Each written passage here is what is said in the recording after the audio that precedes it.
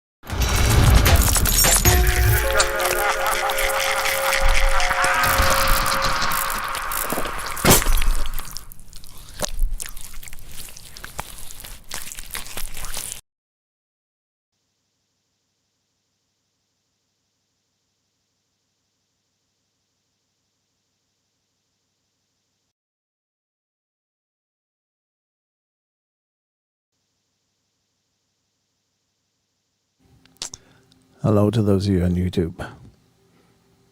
Just been waiting for the network to come on the air. We don't have the bumpers here tonight, ladies and gentlemen, so we're kind of shooting blind a little bit on our normal cues for when the show starts on TFR Live and iHeart, TuneIn, and TalkStream Live. So forgive the dead pause for those of you on YouTube, but I don't know. I just got to wait for the on-air thing to come on. And it came on. So that must mean we're live, and that means welcome, ladies and gentlemen, to the Saturday night 2-hour Paranormal Portal show. I'll be your host, Brent Thomas, and hope you are all set to be wildly entertained with the crazy, wacky, woolly goodness of the paranormal. That is the Paranormal Portal. So we got a lot of things to get through tonight, of course. We've got a whole stacked deck of fun, as we like to have a good time doing the shows, because quite honestly, if you're new to the show, the paranormal is already dark enough. It doesn't need the extra spooky delivery and the moody talk and suspense and all of that. We just like to have a good time with it, and hopefully you have a good time here with us. We do take the phenomena seriously, don't get me wrong, but we just like to have a good time, because this is a discussion. The Paranormal Portal is mostly a discussion about the paranormal, and which is why I picked the name, oddly enough. So, but I'm not alone here. I've got extra help at the helm of the USS Portal, as I am joined by my number one minion, my firstborn, my good buddy, and tonight's co-host, Mr. Sheldon Thomas. Welcome to the show, Sheldon. How you doing? Oh, glad to be back along with the Portal fam. Glad to be here. The Portal fam? The Portal fam, that's right. You're fuzzy. You gotta get your camera sorted, because it's all fuzzy again. It's doing the thing. Oh no. Do the hand thing, and that'll straighten it out. There you go. Not necessarily that close, but just give it something. There you go. Now start pulling it back slowly, and it should come into view. Keep going. There you go. It's working. And ta-da. Crispy clear. Crispy clear. Excuse me. Sorry, I'm gagging. But we got a lot of fun going on tonight. Last night I tried to do the Germer Files and kind of ran into a train wreck on TFR because nobody could hear anything. So it cut my Germer File plan short, but I think I got to work around tonight. That should work. I got a cough, Sheldon, so talk for a sec. Okay. I'm talking. We're doing some Germer Files. Yeah. That's all I know. There we go. I think I'm better. Man, it's like I just inhaled a hair or something. Hairball. Oh, Sorry. nice. I'll get by. I'll get better. Hold on. Are you a skinwalker? I'm a skid walker, I think. A skid, S-K-I-D. Oh, okay. I don't know what the hell I am, but I'm just hacking up a lung here, so sorry about that. I think it's just the carryover for being sick. It's like I'm now in cleansing mode, and so I get those really itchy coughs suddenly. It's like, oh, God. So, yeah, those are the worst. they are the worst, and I don't mean to whine to all of you guys out there listening. You're not here to listen to me whine, but I love all your caring and attention anyway, so I'm just trying to troll for some love. I hope it's working. But yeah, we've got a lot to go through. The Germer Files, we're going to go through a whole lot more. But first, we're going to do the news. Sheldon, you ready? The news, always. It's time for the news. So here we go.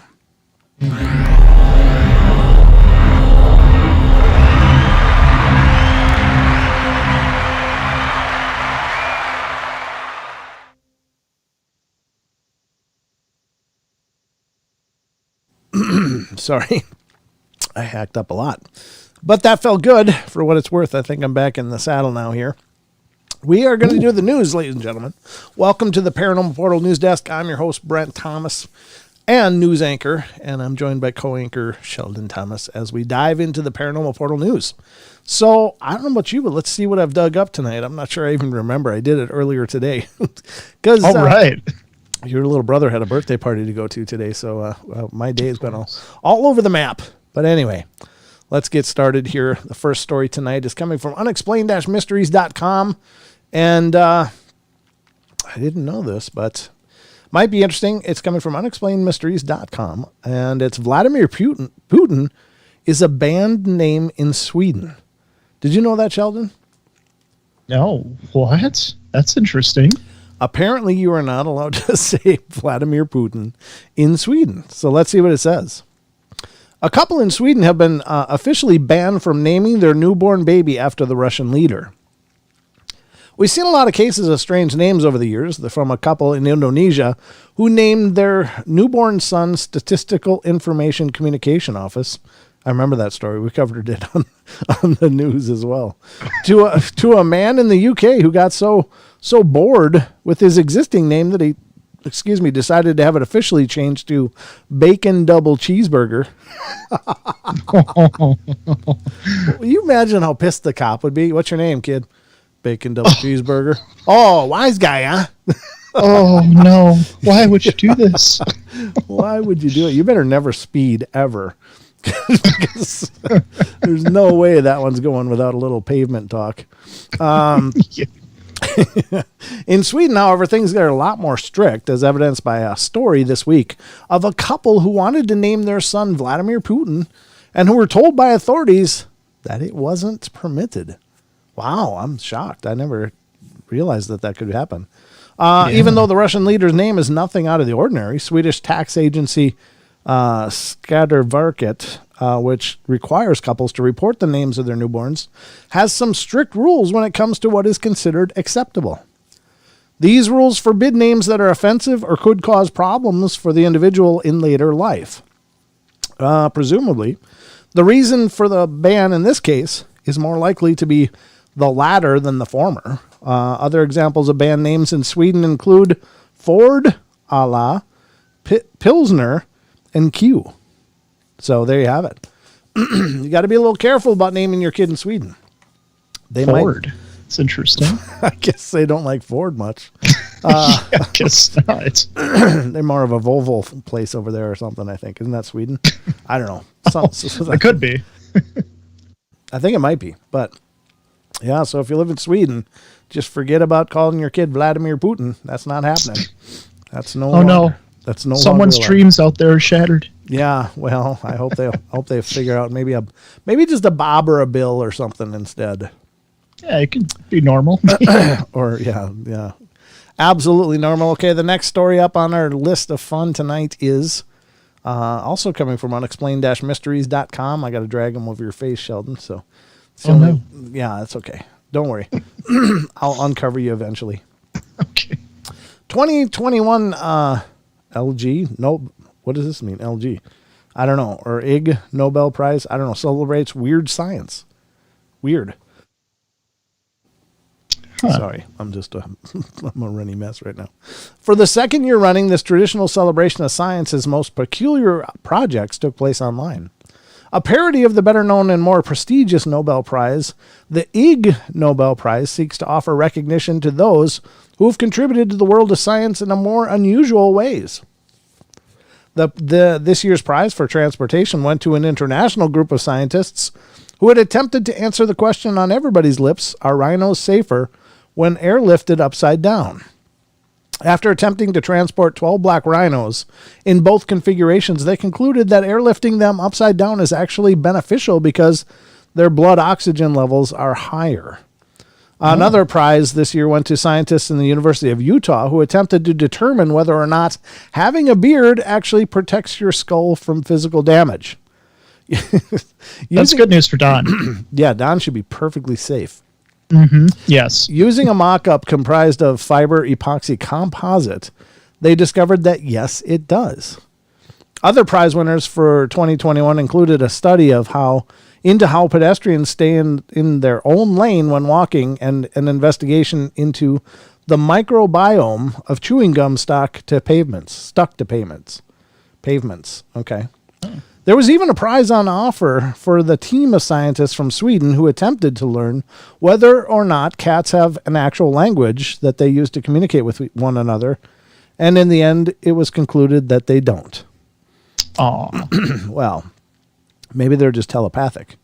How do you measure that? That's what I'm saying.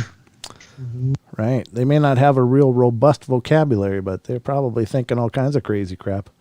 They're plotting something. I was about to say they're plotters. Yeah, that's the type of thinkers they are. They're calculating. Yeah. Sometime last night, Anubis decided to sleep between my legs, like down by my feet. And he's really funny because if he's comfortable someplace, you better not mess with him. Well, I didn't know he was there, and I tried to roll over, and all of a sudden he does the old grab onto my leg and start chewing on it. I was like, that was not a good way to wake up. Oh, no. Not that anybody needed to know that, but I just wanted to let you guys know he was plotting that. I think he was. He was planning on, I'm going to lay here, and as soon as he moves, bam, he's mine. You gave him the excuse. That's all he did. He just needed a trigger, and I gave it to him by trying to roll over it. What the hell was I thinking? I know, right? All right, here's another one from unexplained-mysteries.com. NASA readies James Webb Telescope for launch. The James Webb Telescope. Did you know about this, Sheldon? I did not, actually. Well, you're about to learn about it now. All right. I tell you, the Paranormal Portal news is absolutely educational. It's my favorite part. The long-delayed space telescope should finally be heading into space before the year is out.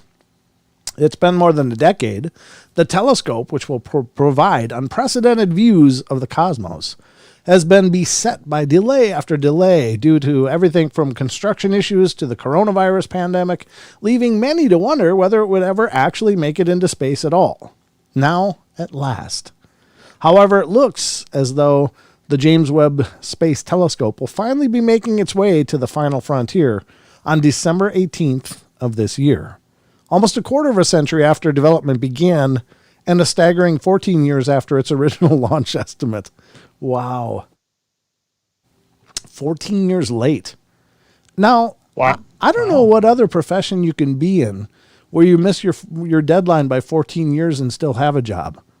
I mean, maybe it's that importance of a mission. I don't know. I guess. I don't know. There's just not much leveraging going on there, though. So, did you get that done yet? No? Okay. Well, let us know. We're excited.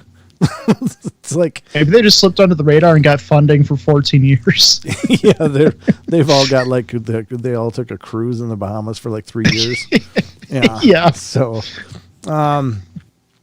okay, so it says, once it does launch, the telescope will be capable of peering across the cosmos and, among other things, determining the potential habitability of planets around distant stars. According to NASA, the telescope is now resting in its final stow configuration at Northrop Grumman's facilities in Redondo Beach, California. It will ride into space aboard an Ariane 5 rocket provided by the European Space Agency. Webb is an exemplary mission that signifies the epitome of perseverance, said program director Gregory L. Robinson. I'm inspired by our dedicated team and our global partnership that have made this incredible endeavor possible. Together, we've overcome technical obstacles along the way, as well as challenges during the coronavirus pandemic. But that was only last year. So what about the other 13 years that you missed? I'm just wondering. Yeah, true. Yeah, come on. I'm also grateful for the steadfast support of Congress. Yeah, you should be, because they kept paying the bills. Now we have an observatory and a rocket ready for launch, and I'm looking forward to the big day and the amazing science to come. Oof, it gave me chills. Yeah, that's that's definitely a government project there. 14 years late. We should have known this stuff 14 years ago. Like all the stuff this is going to discover. They just put us back in our learning curve 14 years, Sheldon. Oh no. They should be fired. They should be like picking up aluminum in landfills or something. That's it. Here's your news funding. All right. Well, here's one that you don't run across every day. But Sheldon, what do you suppose you do if a tiger runs into your bed to take a nap? You let him. You let leave the room. You let him is what I'm thinking, right? You just let him. Yeah, you just let him have. Yeah, whatever you want, you just let him. Well, it happened, apparently. Tiger enters house, goes to sleep on bed. That's right, folks. You heard it here. A homeowner and his family were forced to flee when an enormous cat simply walked in the front door. The incident, which occurred in the Indian state of Assam, followed a period of heavy flooding that killed dozens of animals at the Kaziranga National Park, while enabling several others to escape. According to reports, the female tiger had been spotted near a highway before jumping over the wall of a scrap garage, entering the building, and laying down to sleep in the owner's bed. Fortunately, animal handlers from the Wildlife Trust of India were able to cordon off the area so that when the big cat finally awoke, she was able to safely leave the premises. She was very exhausted and had a nice day-long nap, said Rathir Barman, who led the operation. Yeah, that's absolutely it. There's actually a video here too, but I'm not going to bother with that because our TFR friends wouldn't be able to appreciate it. But, yeah, whatever a tiger does, you just let him. Oh yeah, that'd be a cool story though. Nah, kitty, that's my bed. We'll go full Cartman. Get a newspaper. Whap, whap, whap. No. Newspaper's not going to work on a tiger. No. All right. So we just learned a little bit about how to handle a tiger coming into your room. But what about a bear? Yeah, you let them. They own your house at that point, you know. you let them, right? Yeah. What do you do if a bear comes to your house? You let them, because you're not going to stop them. But anyway, this is a story from unexplained-mysteries.com. Bear breaks into house, sleeps in the closet. Oh my God. Yeah, it's a little black bear though. It's not a big tiger. Like a tiger's like 400 pounds or more. A little black bear like this is probably 150, 200 pounds maybe. Oh yeah. But still enough to chew your head off. A homeowner in Missoula County, Montana, which is over right where we were investigating Coloma, the ghost town. Montana recently returned home to find a rather unwelcome guest. Deputies were alerted to the unexpected intrusion after a black bear was found to have made its way into the house before somehow locking the door behind it from the inside. Wow. That's amazing. Wow. According to reports, the curious animal, which had managed to gain access through an unblocked laundry room, had climbed into a closet and made itself at home in the top shelf. When deputies arrived, they discovered this black bear had opened the door to the mudroom of this residence and somehow managed to deadbolt the door from inside, the sheriff's office wrote. When deputies knocked on the window, the bear was not the least bit impressed. He slowly stretched, yawned, unamused, looked towards the door. The sleepy bear was eventually tranquilized and removed from the premises.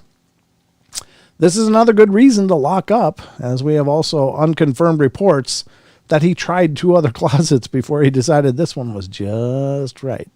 I see what they did there. A little Goldilocks humor. The sheriff's office wrote. Yeah, that's you definitely don't want to. There's a video out there of like a grizzly though, and it's like in the front door of this house is locked, and it's a big wood door, and the grizzly is obviously leaning on it outside, and he's up on his back legs, and he's pushing and pushing. You can see the door bowing, and all of a sudden, snap! The door frame just busts, and in comes this huge grizzly. It's like, oh my God, would that not be a nightmare? Oh God, if it was a grizzly, yes. Yes, it would. That's pretty wild. But now we're in the point of the show where this is the point I like to call when you think you've heard it all. Oh no. It's a brand new segment of the news. This is a brand new segment of the news I just made up right now. But this is when you think you heard it all. Well, you probably haven't, because you're about to hear something new. I'm pretty much sure of it. And this is an article from unexplained-mysteries.com. Man's chest catches fire during heart surgery. What? Yeah, you heard it right. Man's chest catches fire during heart surgery. That poor bastard. Oh, my God. He's already having heart surgery. Things are already not going well for this guy. And he's having heart surgery, and what happens is heart catches fire. At that point, I'm pretty sure you're not supposed to be alive anymore. It's just like anything that can go wrong is going wrong for you. Surgeons managed to accidentally set a man's chest cavity on fire during an operation in Australia. Oh, man. The freak accident involved a 60-year-old man who had been suffering from chronic obstructive pulmonary disease, COPD, and needed emergency surgery for a tear in his aortic artery. During the procedure, doctors accidentally punctured an area of inflated lung tissue, causing air to leak out and requiring them to give the patient a larger amount of supplemental oxygen. This, coupled with the use of an electrocautery device, managed to set the surgical gauze on fire. Fortunately, the blaze was extinguished pretty much straight away, and the man was not injured. The surgical procedure itself continued as planned. Oh, really? They planned this? I bet you that wasn't in the plan. And the aortic artery was successfully repaired. Even so, the case has led to a review of fire training and fire prevention strategies during surgery. Oh, my God. Could you imagine having to write that chapter of the book? What to do if your patient catches fire? Surgeons and anesthetists need to be aware of fires can occur in the chest cavity if a lung is damaged and there is an air leak for any reason, and that patients with COPD are at increased risk, said study leader Dr. Ruth Shaler of the Department of Anesthesia and Pain Medicine at Austin Health in Melbourne, Australia. So, I don't know how do you cope with that? I mean, in a sense, you got to look at the light side of it.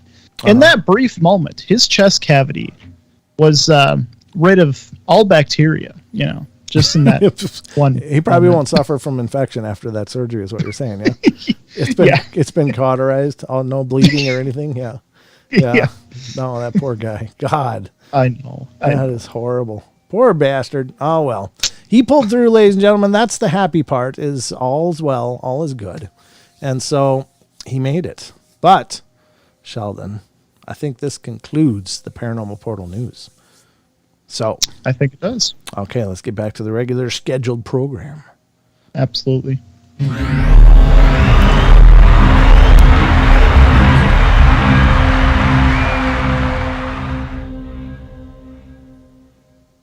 Just when you think you've seen it all, then you find out you hadn't. That encapsulates that story perfectly. When you think you've heard it all. I know. I just can't help but feel so sorry for that guy. He's already going into such horrible situations, and lo and behold, here's a quick phone call. We got about 3 minutes. I guess we can go to this. This is caller 636. You're on the air. Hi, Brent. How's it going? Good. How are you? Who are we talking to? Squatch Knocker. Squatch Knocker, how you doing, brother? Thanks for calling in. What's on your mind? We got about 3 minutes before the break. What do you got to say? 3 minutes, not too bad. Well, I'm sitting here at the house, and me and my daughter were listening to you, and she wanted to call in and tell you her paranormal story. Ooh, I'll tell you what. Can you just hold the line, and we'll come right back to you after the break? Not a problem. Is that okay, Laura? Okay, Oh, okay. perfect. All right. I can't Not wait. a problem, sir. Can't wait to hear it. We'll be right back with you just after the break. So just hang out on hold, and you should hear music and stuff or whatever. But we'll come right back to you after the break, and we'll listen to her story. That sounds amazing. Thanks for calling in. All right. Yeah. She can tell it to you, right? Yeah, absolutely. I can't wait to hear it for sure. But we'll come back to it in just a couple minutes, about 3 minutes, and we'll come right back to her. Okay. Sounds great. All right, I'm going to put you back on hold, and we're going to close out this segment, go to break. We'll come back, and we'll talk to you right away, and then we'll do the Germer Files after that. So, all right, here we go. We're going to put you on hold. Ooh, nice. All right, so we were going to have them, Squatch Knocker and his daughter, on hold. They're going to come back and tell us a ghost story or some haunting story. That sounds awesome. And then we'll come back after that and do the Germer Files, and we'll just keep the train a-running tonight, ladies and gentlemen. So there's a lot on deck. And please, anybody else wants to call in, you got a story of your own, please feel free. The number to the show is 720-923-0500. Again, 720-923-0500. So those are the numbers for fun. And just for those of you that were involved in the Discord conversation regarding Sheldon watching Bob Lazar, he has watched the Bob Lazar now. He's coming to you a more informed person tonight. So that is good. And we'll maybe crack open that in the tail end of the show a little bit just to discuss what his reactions were to that. Now, Sheldon is here with me on the show, and he's a fan of the paranormal, but he's still learning a lot of this stuff. So he's been studying hard and trying to catch up. So we'll talk about that probably later in the show as well. But we got a lot more coming, ladies and gentlemen. I don't know if we're going to have bumpers or not, so I'm going to talk just about all the way up to the break, which is in about 50 seconds, 45 seconds from now. So we're getting there. But basically what's going to happen is after every break tonight, we're going to come back and do a Germer File for the 3 break segments. So after every break, make sure you're sticking around. Don't run away because you'll miss it. They're great. Awesome videos, awesome files. So I'll do my best to queue them up and make it work. We tried last night, but it didn't work real well. So let's hope it goes a lot better tonight. At least that's my objective. But very fun stuff, ladies and gentlemen. We're going to go to our first break now, so stick with us. It'll be just a couple of minutes. Hi, Renee. I see Renee's over there. Maybe we'll do some shout-outs, too, on the other side as well. So anyway, we'll be right back. Don't go away for more of the Paranormal Portal.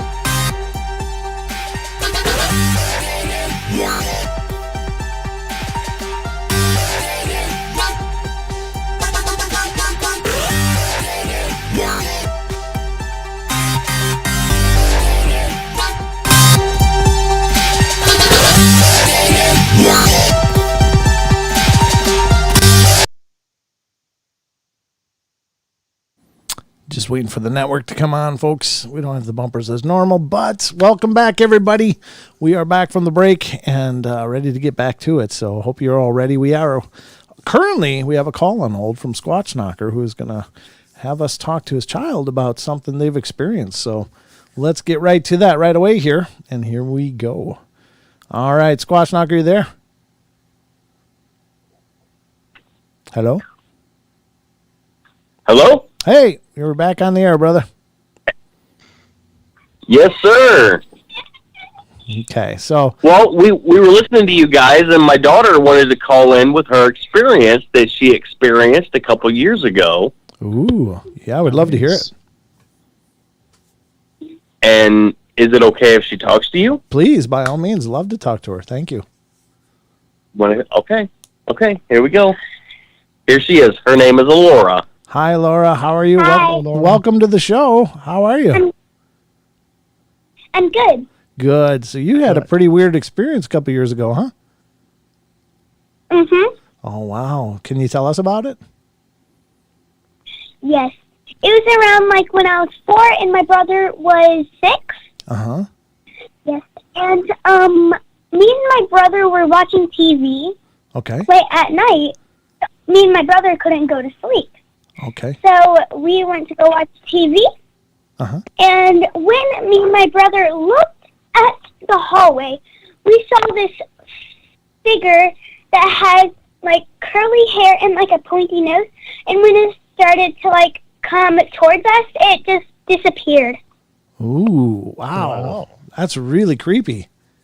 Yeah. Yikes. Mm-hmm. How did you feel when that was happening? Were you pretty terrified? I was like terrified and also shocked. Yeah. So what did you do? I just stand still Uh-huh. That's probably a good idea. and yeah. I had my brother, so I wasn't that much shocked. Okay. Yeah, because you weren't alone. You had someone with you, so that always helps a little bit, right? Yeah. Good. Now, is that something that you've had happen before, or was this the first and only time something like that ever happened? It was, I think, the first Okay. thing that happened. Uh-huh. Has anything else ever happened? No, not really. Okay, well that's good, and that's awesome, because sometimes I think, I don't know. So let me ask you, Laura, did you believe in ghosts before that happened, or do you believe that was a ghost that you saw, or what are you thinking? It was, I did believe in ghosts. Okay, yeah, that's pretty powerful stuff, and it's. Yeah. Do you mind if I ask how old you are? And also, at the back of our backyard, we went to go, like, hunting. No, not hunting. I mean, like, walking in the woods, kind of, Okay. in our backyard. Mm-hmm. And we went through this trail that leads to a cemetery, Ooh. which had, like, soldiers and, yeah. Oh, so there's a cemetery kind of nearby too. Yeah, that can happen. I mean, I think that sometimes like ghosts just appear and they don't necessarily live with you. Yeah. But it's like they kind of just stop in and see what's going on at different houses, and maybe that's what happened in your case. But I think you must be incredibly brave. I think you must be an incredibly brave person, because I'm here to tell you, Laura, there's many adults that couldn't have just stood there and saw what you saw and didn't, run away screaming. You stood right there. So I'm really impressed. I'm really impressed by that. I wouldn't be one of those scary cats. That's good. That's really good. It's some pretty scary stuff. And the fact that you stood there and you held your ground, I think is incredible. And if you ever get weird things happening again, of course, tell your mom and dad, tell your parents about it, because I think that they can help you a bunch. But sometimes you just got to say, knock it off, just like that, to these spirits, because I don't think a lot of times they really mean to scare us, but I think it does kind of scare us. And so if you just tell them, hey, knock it off, I don't like this, then most of the time that stuff will just stop. So, but I think you're incredibly brave, and I think it's really cool that you wanted to call in and talk about it on my show. That makes me feel really great.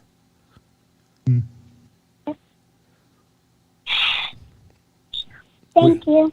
Oh, you're most welcome. Thank And thank you. you, Alora, for calling in, and thank your dad for letting you to call in. That's really cool. I'm really honored to talk to you. And if you have anything else happen, will you let me know?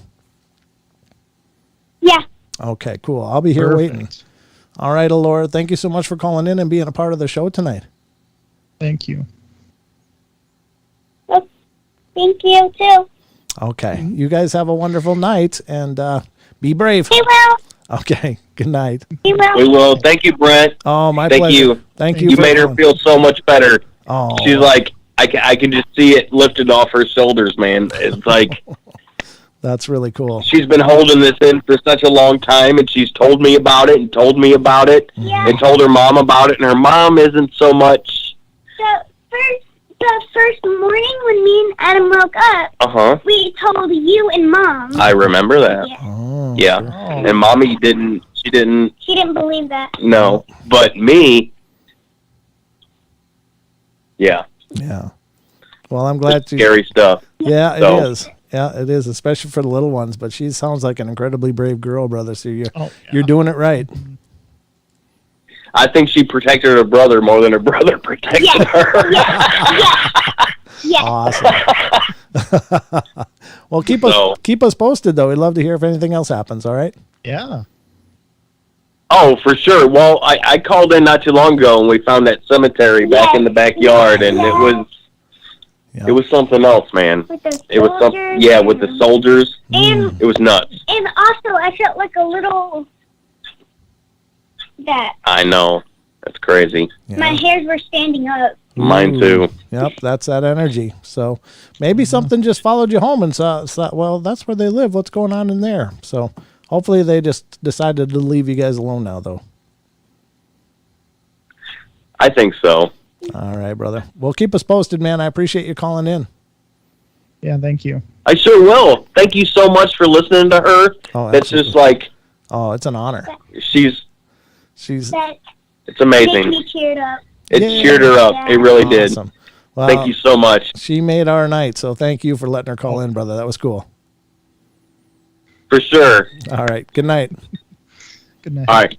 Good night. Have a good evening. You as well. Thanks. Well, Aw, she's a little trooper. I love it. She's a little brave trooper. That's cool. oh yeah. Wow. Especially at that age, being that strong, just standing her ground like that. Yeah. Yeah, I would have been like, I just got to outrun my brother. That's it, and I'll be fine. She was a trooper. She stood right there and stood her ground. Wow. Oh yeah. Very cool. That's a great, she's the youngest caller to this show ever. That's for sure. She broke a record. Yep. Laura, you were the youngest caller ever to call into the Paranormal Portal. Thank you so much. And I'm really proud of you. You did great. Yeah. So, all right, folks. We are going to move along, and we are going to... Oh, is he still there? I see they're still there. Maybe they're just listening. Okay. All right. We're going to move over to the Germer Files, so I hope you guys are ready. I'm going to try to make this work. God, I hope this works. It's something I've been messing with since yesterday. So let's see what happens. Here we go. Right.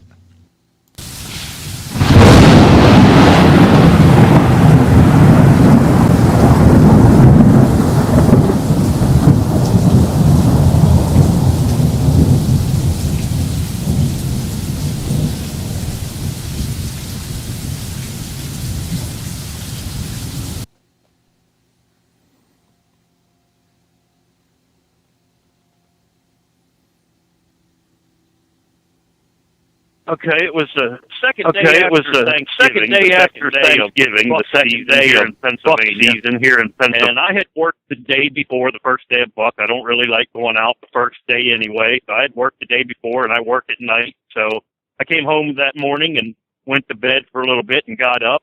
And I went to a friend of mine's house, Jay. He's got 28 acres, and we hunt on that. To explain the topography of the land, he's got 3 ridges on his land. We call them the finger ridges. And it's like if you take your fingers and make a number 3 out of them like a little kid would do, the ridges are just like that. The middle ridge which would be your middle finger, is probably about 300 yards long until it tapers out the ground level, and the other two are much shorter, probably 150 to 175 yards long at the top to these ridges. And I'm on the middle finger ridge, walking down towards like the middle knuckle on your fingers. And I look down to my left in the valley between the two finger ridges, and they're not very far apart. They're only about maybe 75 yards from ridge top to ridge top. It's not a very wide area down in the valley there, but down in the valley was this, I'm confused about this part because he was a really, really dark brown color, not quite black, not quite red, but dark brown, and he had like blonde highlights in his hair. Creature, man, beast, whatever you want to call it, standing down in this valley here, and he was just like milling around, kicking at the ground, at the leaves litter on the ground, like he was bored. And I want to say that the day before, on the first day of buck, it had rained all that day and all that night, so it really wasn't a good time to go hunting anyway. The deer don't move, they lay down, it's hard to hunt. But that day I was out there, it was dry. The ground was still wet in the woods because the sun didn't get in there, and it's, November, so the sun's not above you anyway. So the leaves were still wet. So when I was walking down through the woods, there was no noise. I mean, from me walking through the leaves or anything. It was just normal noise you'd make, say, on a dirt road or something. It wasn't, I could hear it a little bit, but it wasn't carrying anywhere. It wasn't noisy. But anyway, this thing was down there in the valley and just kind of kicking around with the leaves, stuffing them up and moving them around. And then he was standing right by probably a 5 to 6 inch round pine tree, real tall. It wasn't like a Christmas tree pine tree. It was just a regular old pine tree. And he put his right foot up on the tree and his right arm up above that, way as high as he could reach. And he just yanked the tree, and it snapped, and he, kind of forced it and pulled it on down.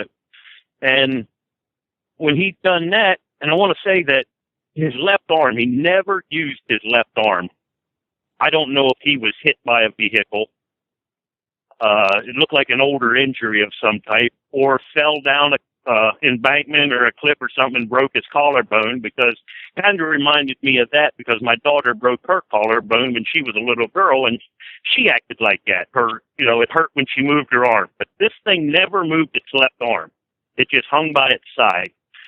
And after he broke the tree, he went to where the break was on the tree and the stump sticking up out of the ground, and he kind of gnawed and sniffed and bit on that area a little bit, and then kind of moved the tree and, brushed the tree all around on the ground, at the part that was hanging down, because it didn't completely break free of the stump. It was still hung up there.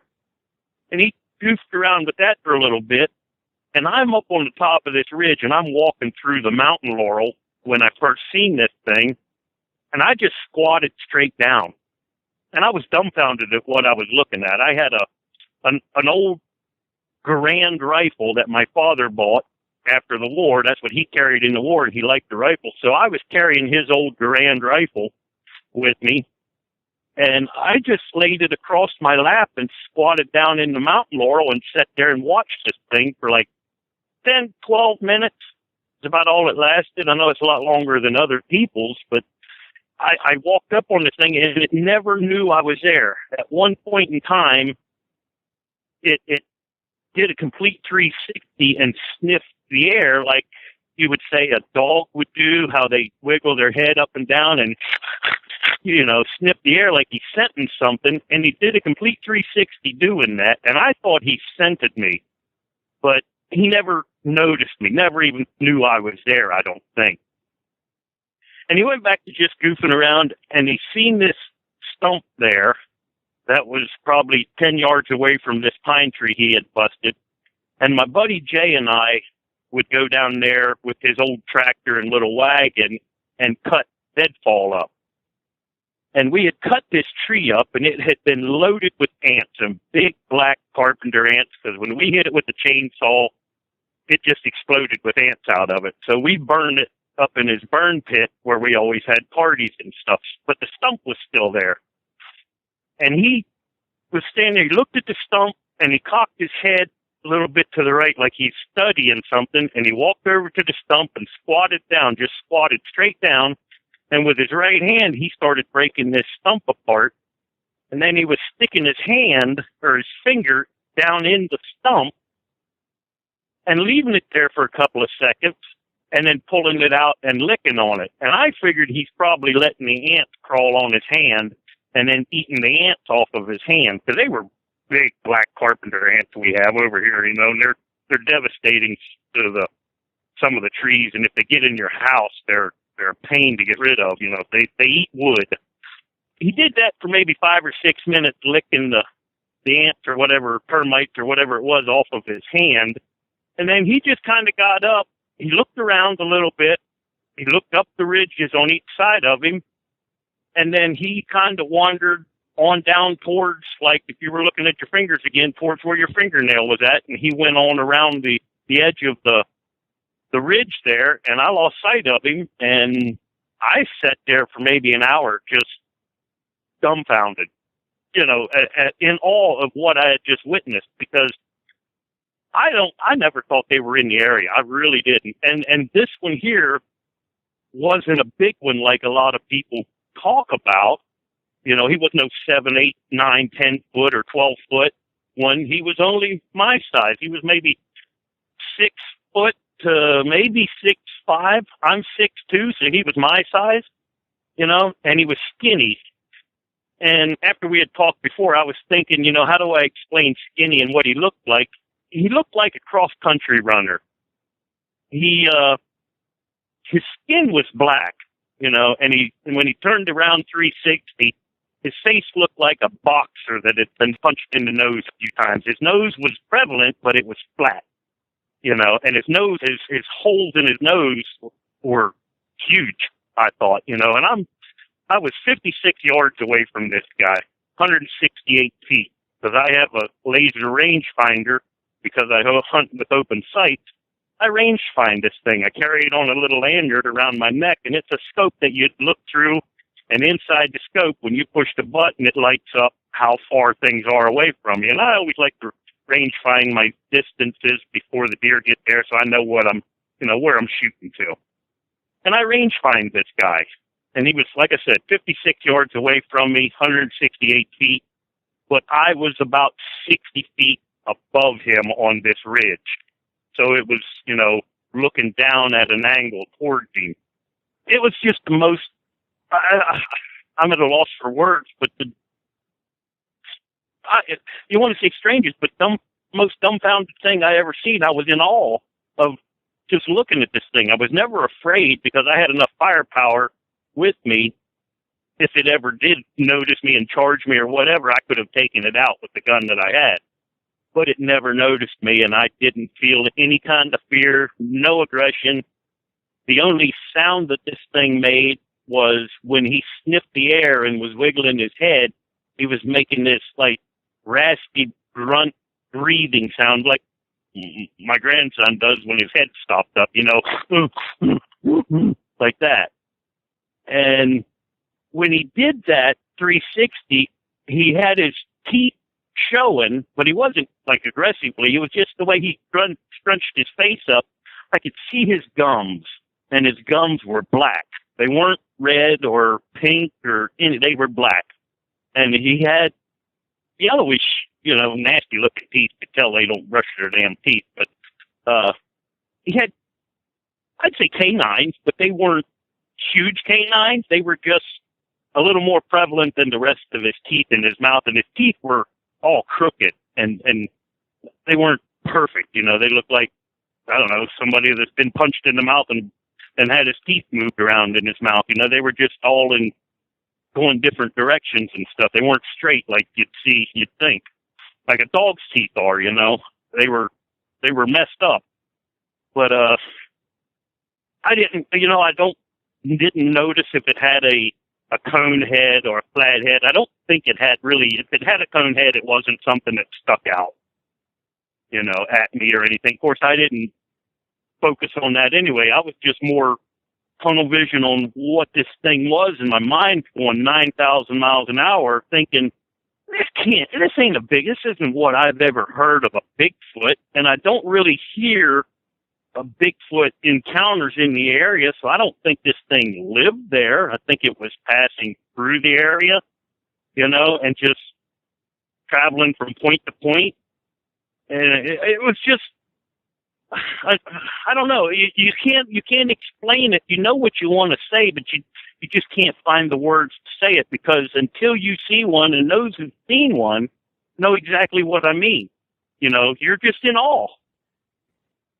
I would describe it as a Neanderthal-looking thing, more of a combination between, the skin was black like a gorilla. I mean, glistening black, oily, like a gorilla. The skin was, but it didn't have that gorilla's face. Yes, it had a mushed-down nose, and its nostrils were more straight out than down like a human's, but they weren't, it had human-looking eyes. They were dark. I couldn't see color at that distance, but they were dark eyes. It was like, he had just a unibrow, big, huge unibrow. Not the brow ridge, I would say, was big and heavy, but the unibrow. He had a lot of hair above his eyes. Nothing on its face from his eyes down to, like, his chin. And then his chin, he had the darkish brown hair, like a beard, and it was longer. And I would say I didn't see ears, I didn't see a tongue, I don't know if it was black or not, but I saw the gums, and the teeth were all disgusting looking. I'm sure it had atrocious breath. It Neanderthalish looking. If you ever seen the wax moldings of, the scientists doing what the Neanderthal should look like, it kind of looked like that, with a flatter nose and thin lips. It didn't have big, huge, puffy lips. It had thin lips, but a wide mouth.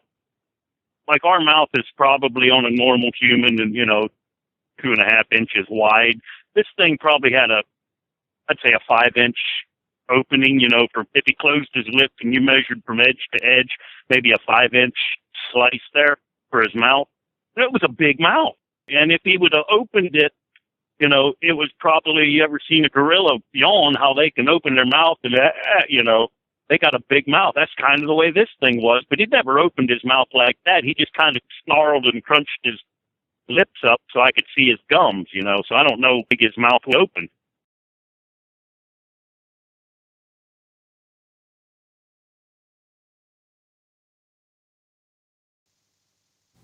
There you have it, folks. That was the first installment of tonight's Germer Files. Very cool. Wow. Very cool. That's a good story. They are, and that's the cool thing is the amount of witnesses that have come forward and talked on Wes's show and explained their incredible experiences. It's incredible. I mean, it really is. It's like, wow, that really happened. It's the detail that really kind of sells it for me, really, that there's no question. It's how much detail they put into the stories that is the convincing part. Yeah, it's not just, I was sitting there and saw this huge creature grab a tree, break it, and then started screwing around and, watched him for like 10 minutes. This guy saw things. He observed behavior. He saw it didn't use its one arm, its left arm ever. And he was able to, talk about the physical details as well. You're right. Yeah, how it had screwed up teeth and it looked like it. Obviously, they don't have toothbrush, but like even descriptions like that is really compelling to me. Mm-hmm. No, you're right. That's a good observation, and I think you did. You nailed that. Is that the details sell the whole thing? And hope you guys enjoyed that as well. Just to let you know, those are the Sasquatch Chronicles shorts. Special thanks again to Wes Germer and Sasquatch Chronicles for letting us play those here on the show. But those are a shorter format little video clips that Wes is putting together and putting out on their YouTube page, Sasquatch Chronicles YouTube page. So you can check out a whole bunch more of them. He's got tons of them. We're going to keep showcasing them here on the show as long as we got permission to, because, are you really? That's a no-brainer. It's like, Oh yeah, well yeah. His Wes is like, feel free to show him on your show. I'm like, okay. Are you sure? Okay. That's like, yeah, of course I'm going to showcase those things. They're, and he does such a nice job putting just the, it's his interviews that have been on the show, but he just cuts it out and just frames exactly the person's dialogue and what they saw, and so there's no interruptions, and you really follow it, and you end up being transported there.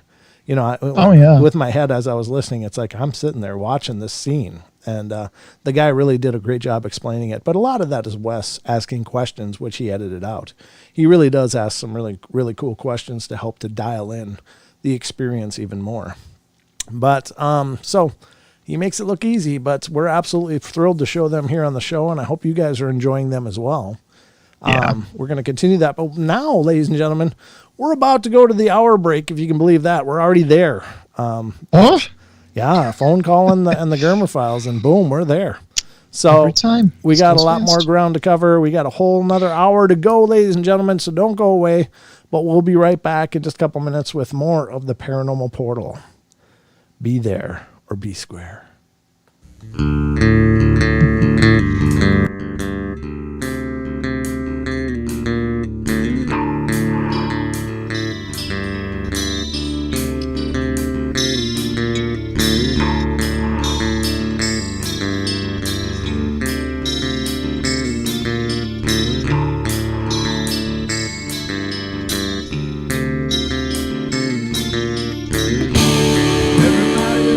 Play their games. Everybody loves to place their bets.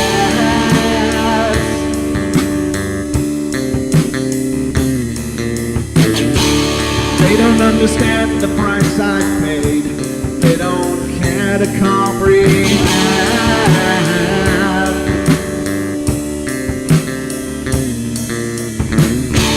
Trace their lines upon my body, ripping scars across my heart.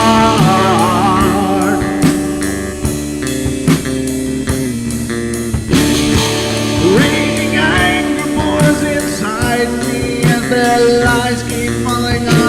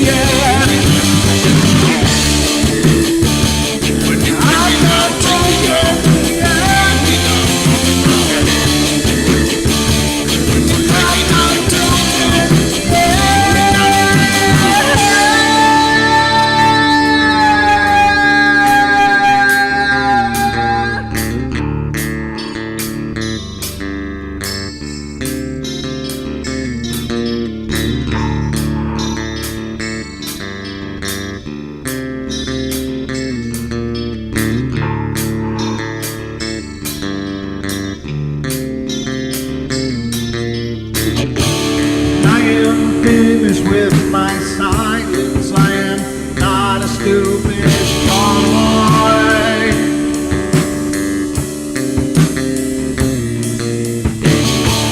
No more breaking me with kindness, just you dance upon my joy.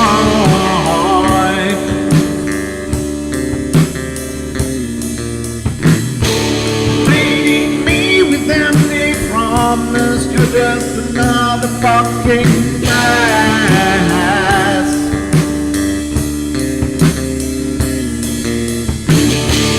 Taking off the slice of my sanity, just make sure that you're well fed.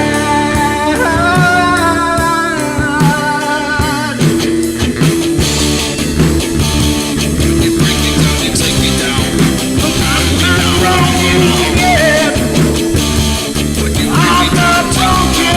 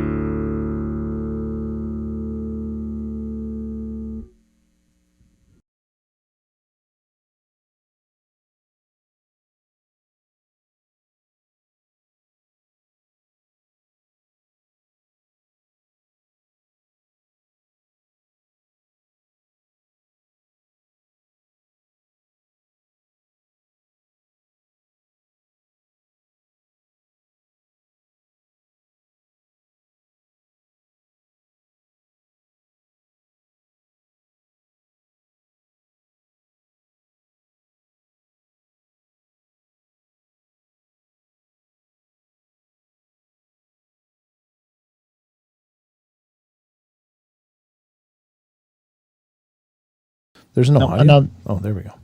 I had it shut off. Sorry. Oh, Well, at least you heard me. I could hear you. The network heard me. You heard me, but YouTube didn't hear. Oh, there we go. We got it, and we're just about coming live on the air here, so just bear with it. Happy thoughts. Yeah, it's weird. I just got no sound from Ravenwolf, but there you go, MCAT says. Okay, looks like we're good. Hear you now. Thank you, Jess. So some people haven't quite gotten it yet, but they'll get it shortly. It's just the YouTube delays. But it's us. We are here 5x5 now. Not sure what 5x5 means, but hope that's good. I hope that's good. I'm not familiar. Welcome back, ladies and gentlemen. We are back. Hour number 2 is upon us here on the Paranormal Portal, so thank you so much for being here. Oh, very cool. Yeah, they do. They do, Wes. They do. Wes just messaged me.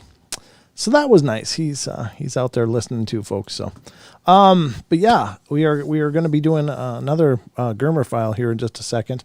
But welcome back, everybody. Just want to do a quick shout out, see who's here. But in TFR, we've got Bam 420. Renee's over there. Gemini's there, and All One is over there in the TFR.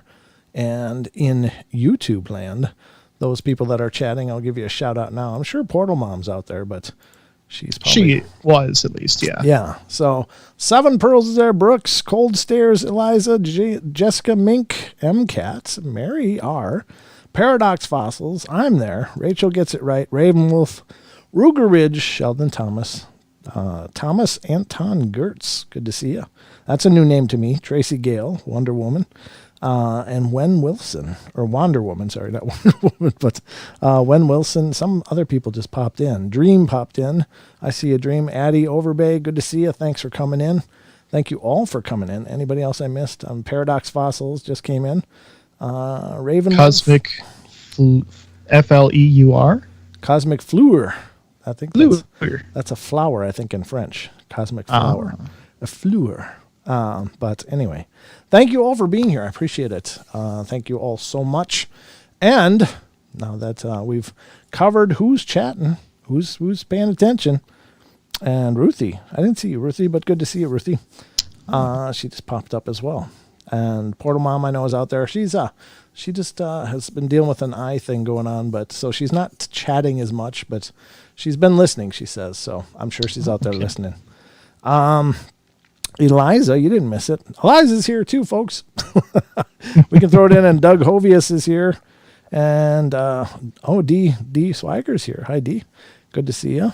And Maggie M10 is here. Good to see you guys. Thank you so much for being here and being part of the show. As I promised, after every break, we're going to be doing a Germer file. So, without further ado, let's get into another one of these amazing pieces of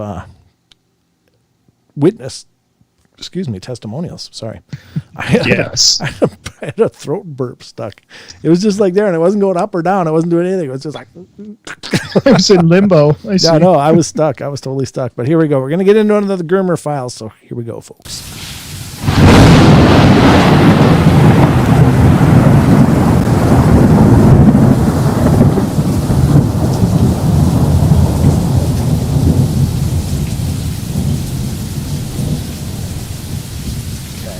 All right. I think I'm ready. Here we go.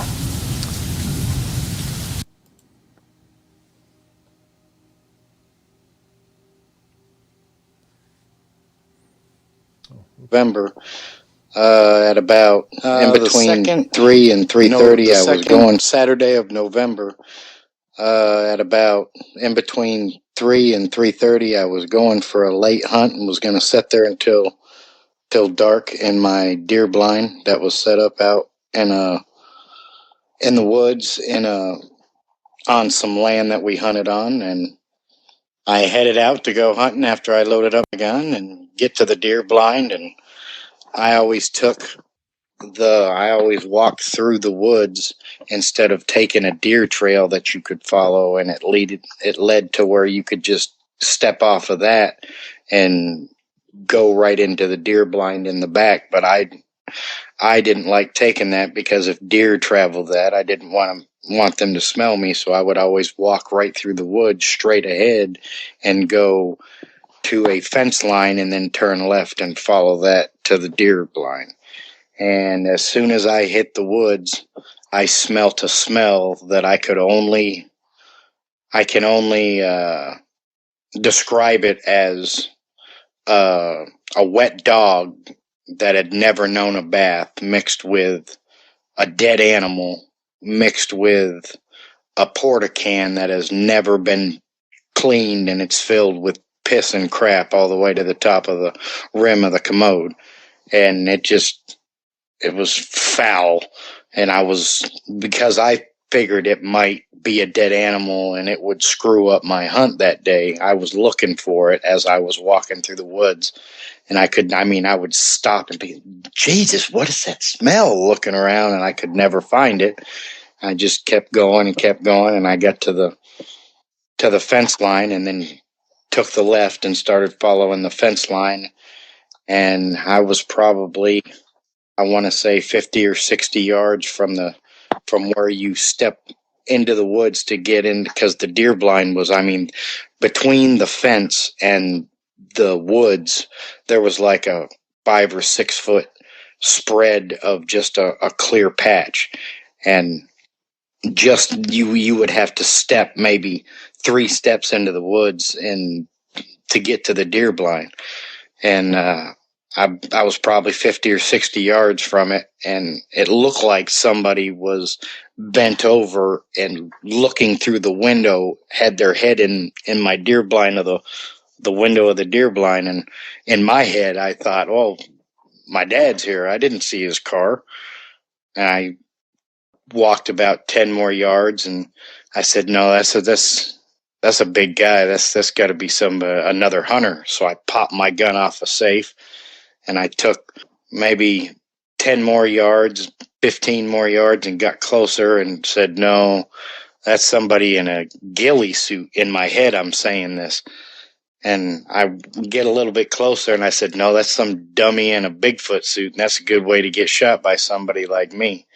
And about that time, I was probably between 25 to 35 yards from it.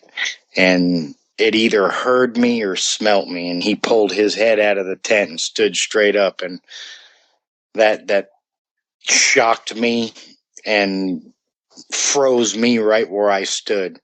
And I was trying in my head to figure out whether it was a guy in a Bigfoot suit or a real Bigfoot. And 2 years before Andre the Giant died, I ran into him in Abilene, Texas, coming out of the kettle.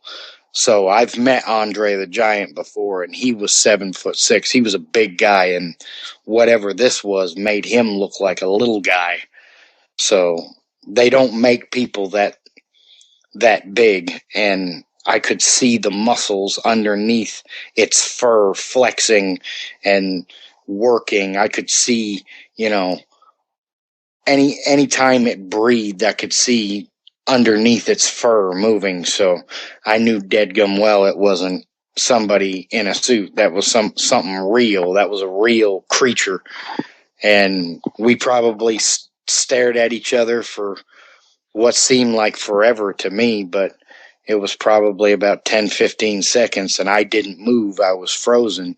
So it stomped the ground and did a grunt growl like, "Urgh." And when it did that, I bet you I jumped about a foot in the air, but I stayed frozen in fright and fear. And when it did that, from the distance it was away, the only way I can describe this is like a lion. When it roars, you can feel it reverberate in your body, in your chest, and that's what it did. And it kept me frozen in fright, and I didn't move, so it just turned around and walked away from me and literally stepped over a barbed wire fence, just pushed it down a little bit with its hand and looked back over its shoulder at me, kind of like the Patty did in the Patterson-Gimlin footage, and then it walked across a field, and halfway across a field, it looked back again at me. And when it got to the other side, there was another barbed wire fence, but there was trees going across that one, and it stepped over that barbed wire fence between a couple of trees that was maybe 5 or 6 inches in diameter. And when it reached up to use that as a brace, kind of like a human would, but instead of grabbing it like a human would with its thumb upwards, it didn't wrap its thumb around the tree like a monkey. It reached up and had the thumb pointing down, and with all of its fingers, thumb and all, it grabbed the tree, looked back at me, and stepped into the woods, and it was like it disappeared, like it was magic. It just vanished, and I didn't smell it no more, nothing. We stood and looked at each other without any woods or anything in between us for at least 15 seconds. I can tell you exactly what he looks like. Their face, I want to say the Harry and the Hendersons Bigfoot is close, but it's not exact. Their face isn't as monkey looking as Harry's face. They look more Neanderthal. It had a beard like a man. It had a mustache, but what it didn't have was a round head. It had a cone-shaped head like a gorilla's, and its shoulder muscles that connect to the bottom of our neck doesn't connect to the bottom of their neck. It connects to the back of their skulls like a gorilla, so it makes it look like it don't have a neck.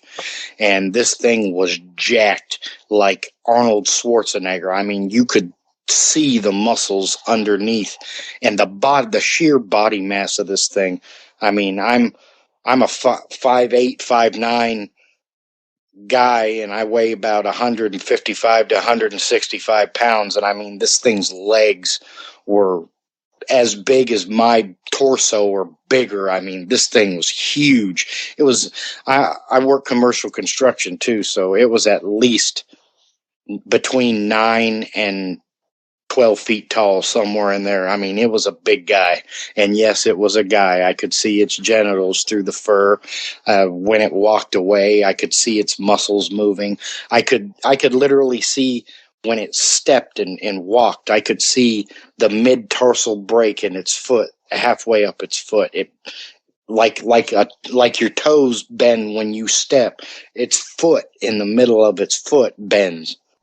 You could tell that it was startled at first when it looked at me, but it tried to present itself as it wasn't afraid, and it scowled at me a little bit, and I didn't move.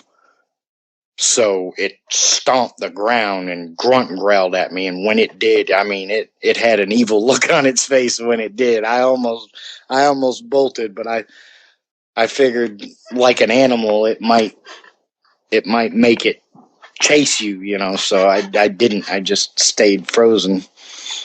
Its color was a reddish brown, like an orangutan on its back, and on its shoulders it was a little bit darker, like a blackish color. Wow. Indeed. How's that for intense, huh?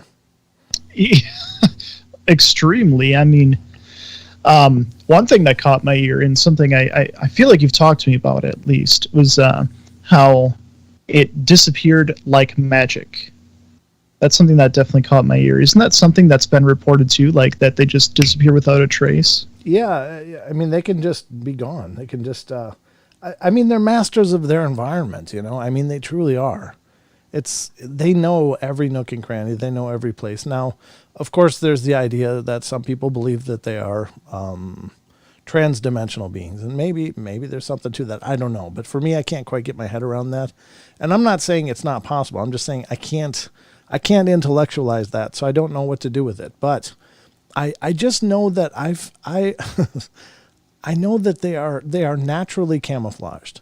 I know how dark the forest gets, and how hard it is to see just a person in the forest, even wearing loud clothes. You'd be surprised how easy it is to lose someone in the forest. Then you take something that's in a natural ghillie suit and it blends into the environment, doesn't have a real crisp outline because it's all kind of fuzzy with this hair and everywhere. And it's a master of its environment. It lives there. That's where it hunts. That's where it survives. We're visitors. We're awkward as hell, So I think that, they just can go. They can just, that on top of the fact that people have seen these things moving. And the reaction to seeing these things running at speed is almost a shock. Like the people that have seen them move, like truly running, are like almost appalled at how quick it is. It's like that there's nothing that can move like that. There's nothing that can move like that. Almost a shock response. Because you're looking at something that's 7, 8, 9 feet tall, maybe 800 to 1,000 pounds of, sheer muscle. And yet it can move at speeds that just aren't comprehensible.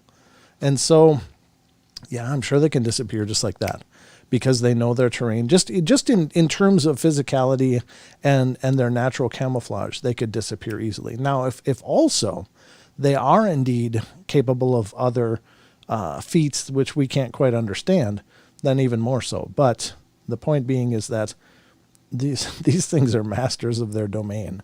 They know. And I can tell you as a kid, as a teenager, I used to have like a ninja suit and I lived by the forest. And this is before I actually had my encounter, but I used to run through that forest and I was dressed all in black and with just the little eye slot.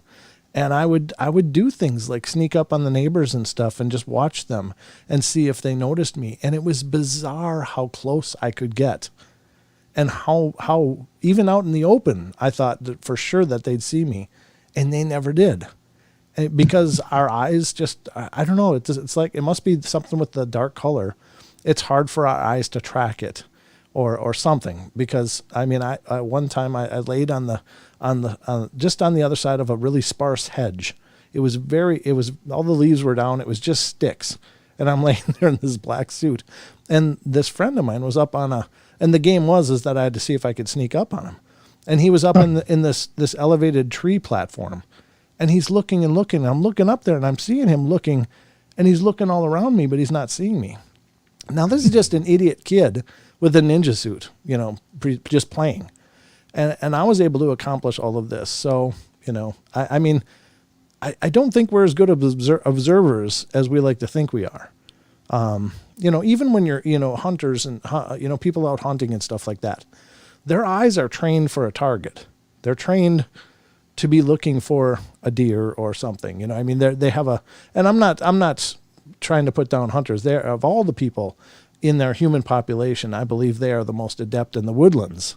And that's saying something, because I don't think we're very good in the woods, but I think hunters are really pretty good in the woods. It's, on a scale of us.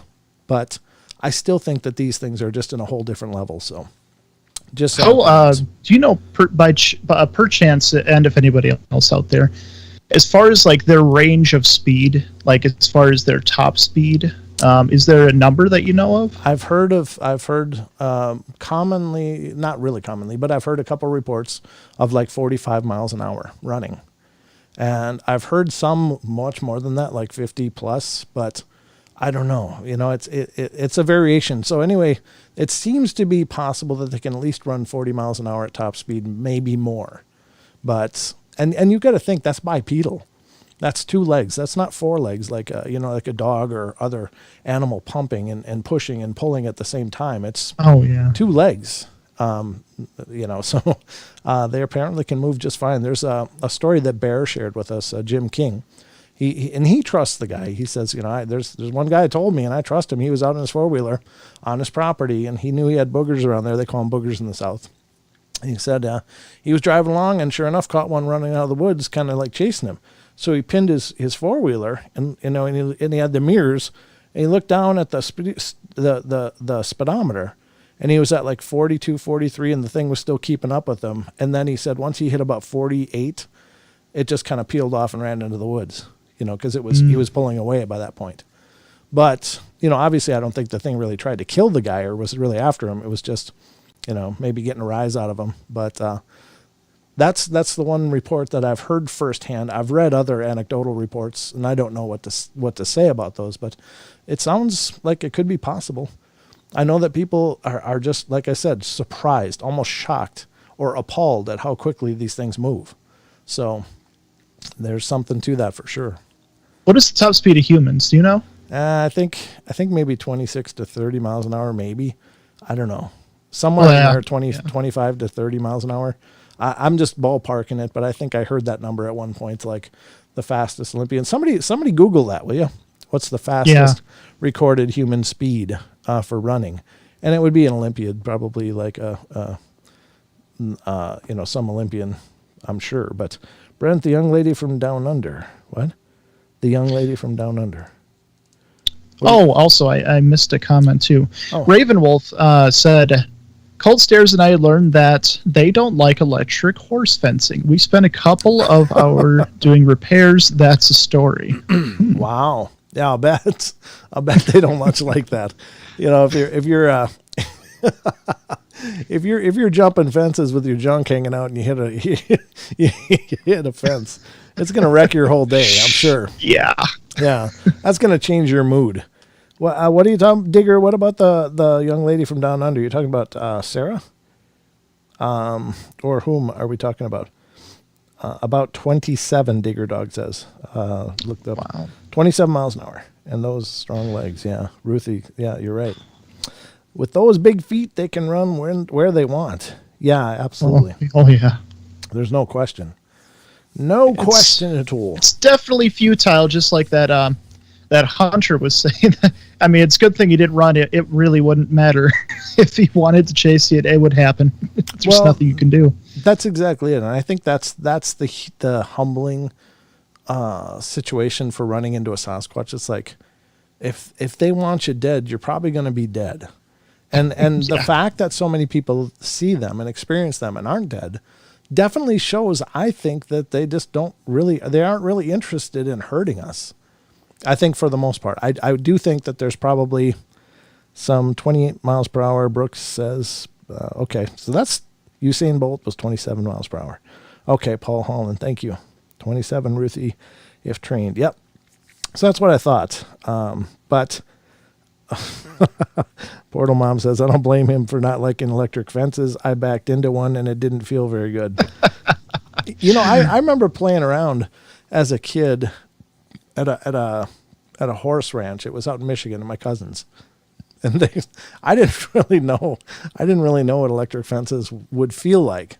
I touched the rabbit ones before. We had a guy had rabbit fence up, and they're like these quick little jolts. It's like, ooh, ooh. And they challenged me. They did a dare. I'm like, 10 or 12. Oh, hang on to this wire. And I touched it and it was nothing. I'm like, why? I think the next thing I knew, I was on the ground like, oh my God, what just happened?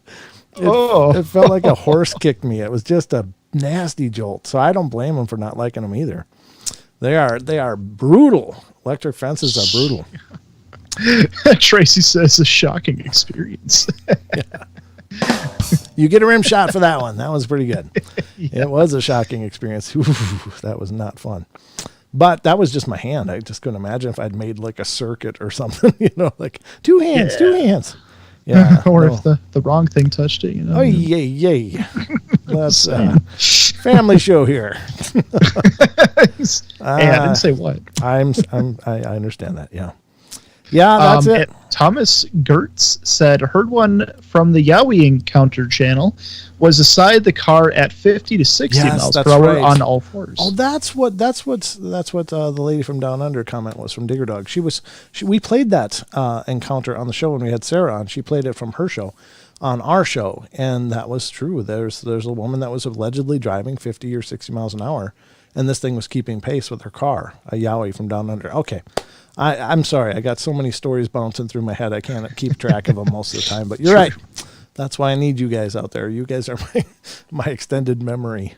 Paranormal Portal. I reached between two ribbons to move the horse trough.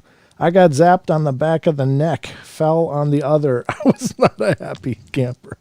Oh no. Yeah, I don't think that's a full zero on the fun meter, I think is how that works. Yeah. That's ugly. All right, folks, we're going to go to our last break. When we come back, of course, we're going to have a Germer Files. We'll come back to that in just a minute. The next one is going to be called Terror on the Job Site. We're going to get into that one when we come back. So then we'll break down a few little stories or maybe just have a discussion, whatever we decide to do. It's all fair game here on the Paranormal Portal. So hope you guys are enjoying the show, but don't go away. There'll be much more coming. We got a full half hour left. So don't you think this ride is over? Because not yet. It's not. It's not. So stand by. A couple brief messages from our sponsors. And those of you on YouTube, of course, will get the musings of me and some video clips. But it's the Bigfoot break, so it's kind of fitting. All right, we'll be right back.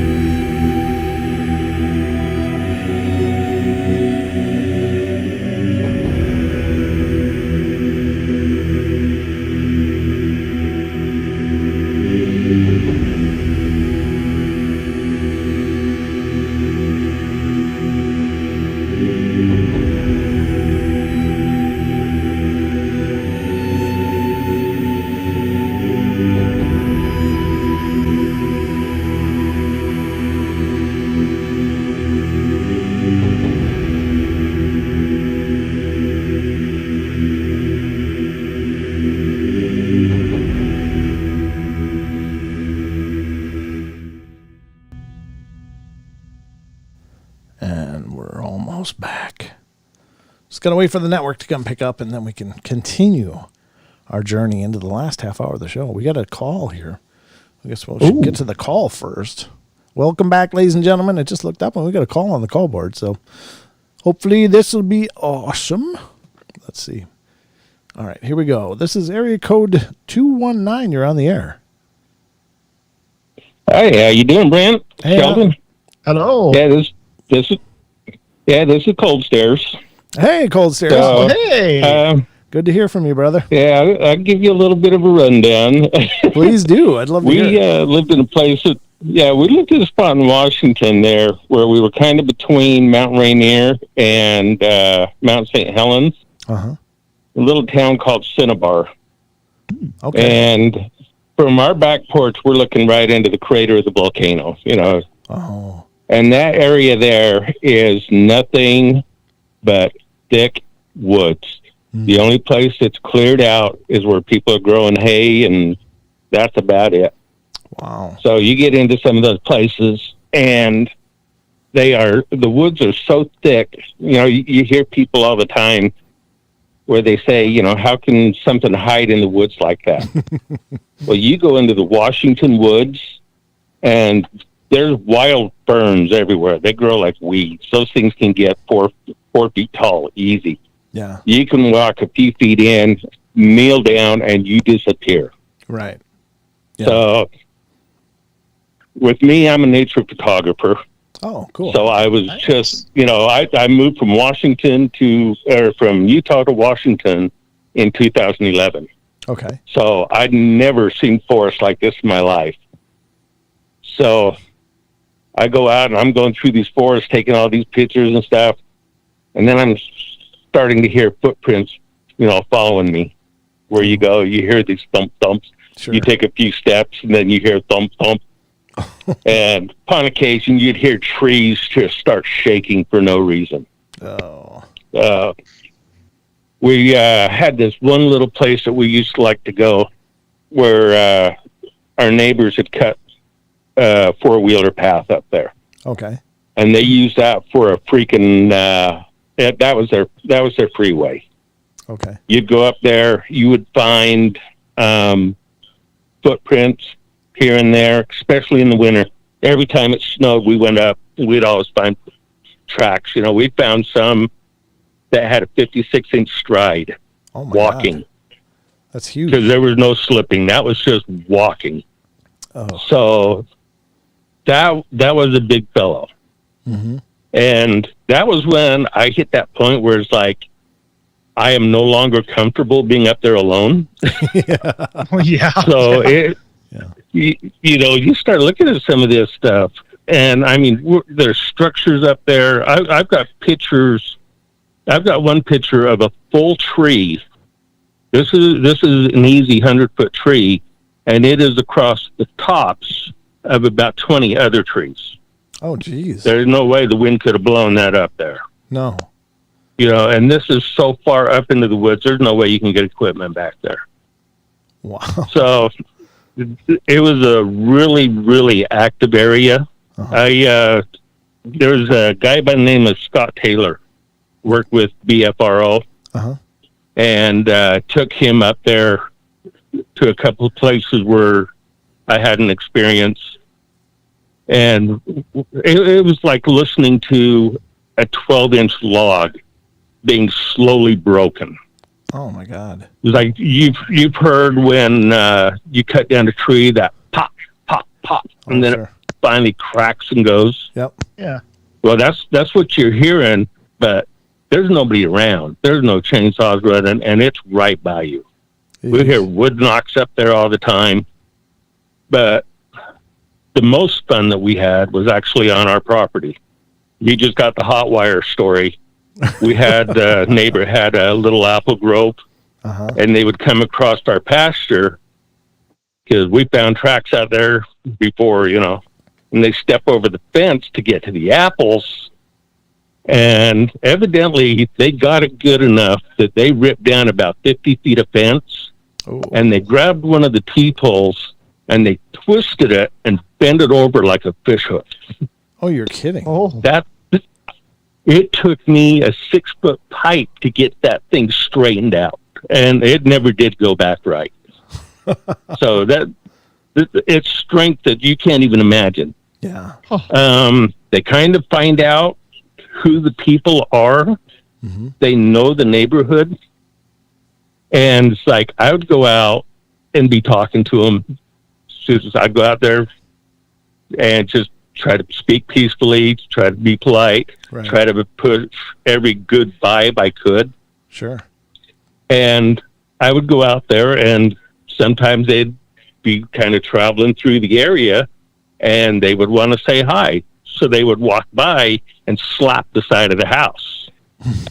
And you go out the next morning. I mean, it would shake the place. Oh, I believe it. And you go out the next morning, and there'd be a great big greasy handprint, 12 to 14 feet up. I mean, they were playful. Sure. But at the same time, they could be very malicious if you upset them. Oh, so it is kind of crazy because we would hear them. I've got a picture of an old tree trunk. This was a tree that probably had about a 7-foot diameter. Oh. And after they had cut it down, they tried to burn it out, and it was all hollowed out in the middle, and it kind of had a small opening to one side. Mm-hmm. And if you look at it, you can see where something was teething on the side of it. Oh. And then the inside was full of little branches that were laid down like a bed. And the only thing I could see is they were using this for a nursery. Sure. That's where they were putting their baby to sleep while they went out and did what they were doing. That's amazing. And that was right there, really close to that little freeway cut. And you'd be out there, usually we had more activity around our house around the winter time. Because once it got hotter, they would go up the mountain in front of us. I've heard that. And they would go up into that higher area up there. Yep. So it was high enough that it was cooler up there. So they kind of seemed to go up there in the summer, but in the fall and winter, they'd come back down.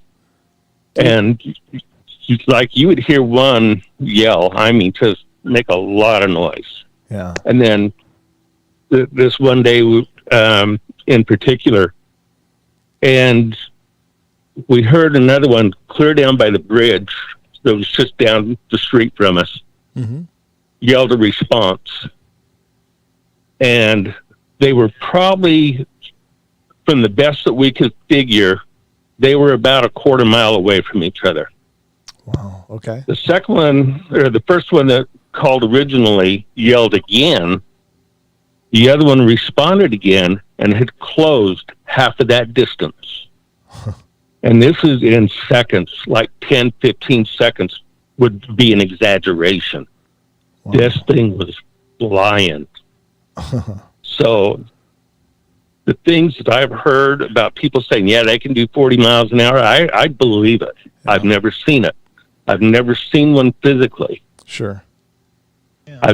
I took a picture that I thought I caught one, but after going back and researching it, all it was a stump that's just the right time of year that was covered with a bunch of moss, and it fooled me. Yeah. Yep. So, but yeah, I've never been able to catch one on film. I tried. They're elusive.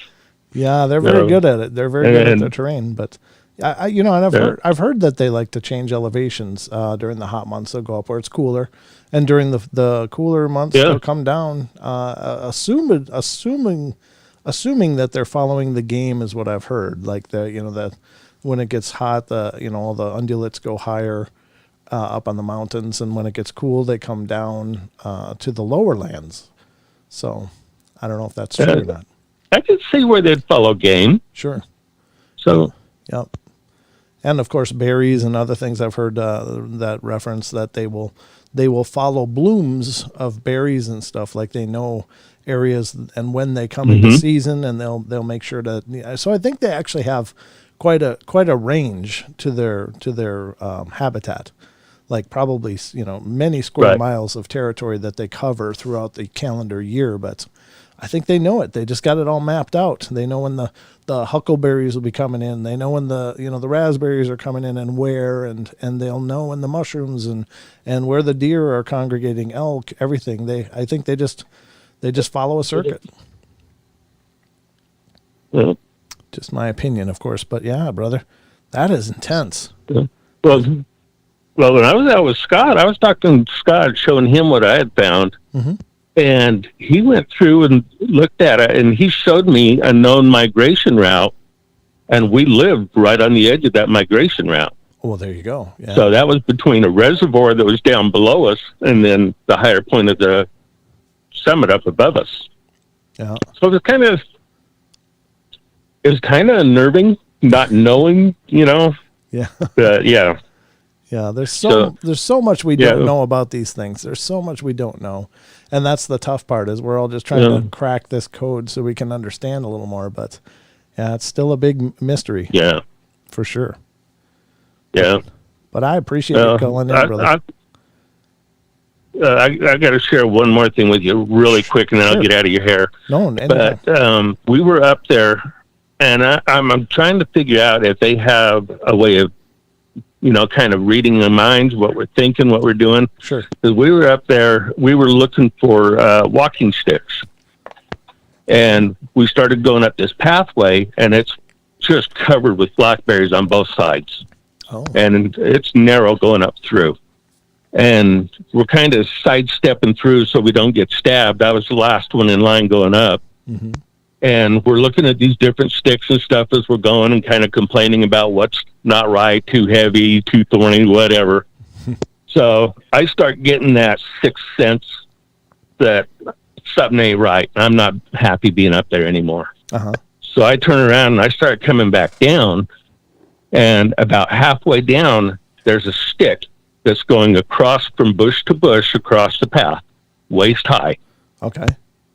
And I'm looking at this. There's no way that could have been there. There's no way we could have not seen that going up the path.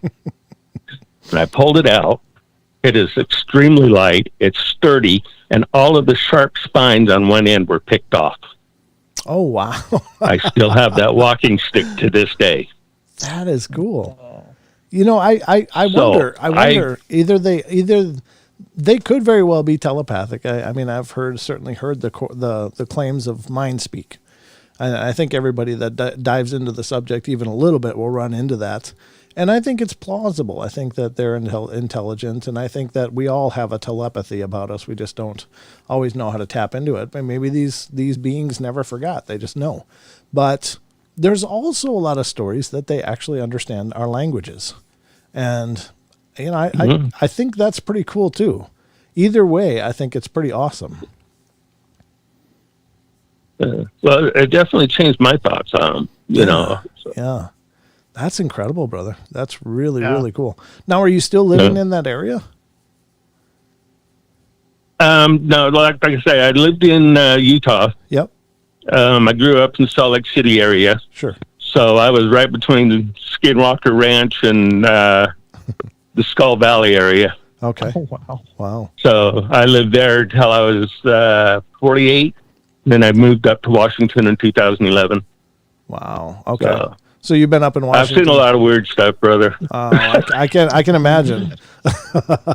It sounds like you got the full pedigree. Yeah. For sure. Yeah.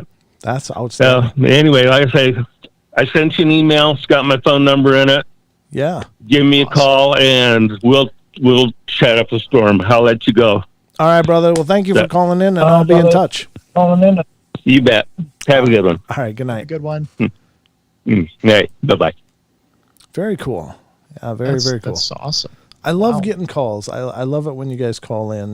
To me, that's truly my most favorite part of the show, is because I love having a chance to have these dialogues and to see what you've seen, and through your eyes and through your stories and through your words, to bring me into your experience, because it really does. I mean, I don't know. I just feel like I learn something every time that I hear another story and another explanation. And, you guys are the best. So please keep the phone calls coming. That's fine. Anytime the show is live and on here on YouTube and you want to share, I'm all ears. I love that. So, but I was going to play the Germer Files, but we won't have time now because, and that's fine. Don't, I would rather take a phone call any day before anything else, because I love the chance to talk to you guys the most. But I really do appreciate Wes letting us use those. We're going to be coming back tomorrow night with a Night Terrors, and we can do a couple more of the Germer Files, including the one that we're going to do in this segment. We'll just do it tomorrow night. because we'll have the time. So, well, let's start off then with Rachel's comment. Yeah. I always debate about wood knocks. Bigfoot have to carry or rip off a big fresh tree limb to hit a trunk. Fallen trims rotted. Do witnesses hear it before knocks, or is it an open hand? Well, I don't think that they need to rip off a fresh one. I mean, you can find plenty of really stout sticks lying around and branches lying around in the forest. Just because they're on the ground doesn't mean they're anywhere near rotted. Most of the time when I go out mushroom hunting, you're stepping over pretty significant pieces of timber all of the time as you're going through these forests and through any forest. And this, before, when we were talking to Cold Stairs, he's like, yeah, I'd never seen forests like this before. He's from Utah, moved up to Washington. And I got to tell you, I'm from Minnesota and love being in the forest, but coming out here to the north of Idaho and going out into these forests, it's a whole different game. It's a whole different kind of forest. They are dark. They're primal. There's just an energy to these forests up here that are so different from where I'm from. And maybe it's just because I had a lifetime of experience with the ones back home, but this is all still new to me after several years of living here.